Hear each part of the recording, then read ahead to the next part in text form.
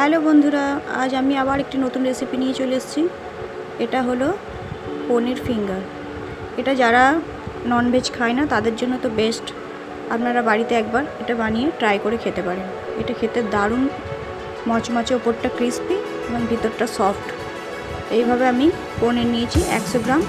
100 গ্রাম পনিরকে আমি ফিঙ্গার আকারে কেটে নেব। আপনারা যেরকমভাবে লম্বাটা রাখতে পারেন, আমি এইভাবে শেপ দিয়ে ফিঙ্গারের মতো করে পনিরগুলোকে কেটে নেব। কেটে নেওয়ার পর ওর মধ্যে হালকা করে নুন, লঙ্কার গুঁড়ো আর জিরে গুঁড়ো ছড়িয়ে হালকা হাতে জাস্ট মাখিয়ে নেব। এটা বেশি কড়া করে মাখবেন না, তাহলে এটা ভেঙে যাবে পনিরগুলো, কারণ পনির প্রচণ্ড সফট হয়। হালকা হাতে এটাকে মাখিয়ে নেব।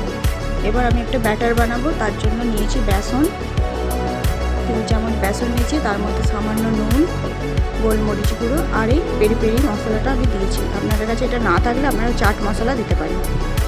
এটাকে আমি জল দিয়ে হালকা করে একটা ব্যাটার বানিয়ে নেব। ব্যাটারের ঘনত্বটা কতটা হবে আমি দেখিয়ে দিচ্ছি। এই দেখুন, এরকম ঠিক ঘনত্বটা হবে। আর আমি নিয়েছি এখানে 1 প্যাকেট কর্নফ্লেক্স।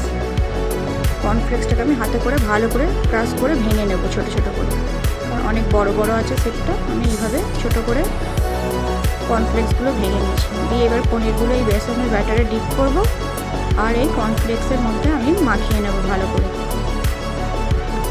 এইভাবে আমি দেখুন হালকা হাতে মাখাতে হবে। পনির প্রচণ্ড সফট হয়। খুব ভালোভাবে আস্তে আস্তে করে এইভাবে আমি পুরো কোট করে নেব, যেন কোথায় ফাঁকা না থাকে। এইভাবে দেখুন, আমি আর একটা করে দেখাচ্ছি। এইভাবে বেসনের ব্যাটারটায় ভালো করে ডুবিয়ে পুরো গায়ে বেসনটা মাখিয়ে নিলাম। এবার আমি এটা কর্নফ্লেক্সের মধ্যে ভালোভাবে কোট করে নেব।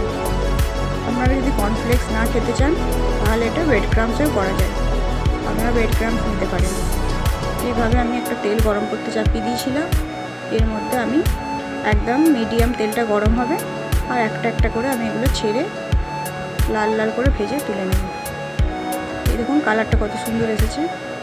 এইভাবে আমি বাকিগুলো সব ভেজে ভেজে তুলে নেব। গ্যাসের ফ্লেমটা মিডিয়ামে রাখবেন, খুব হিট দেবেন না।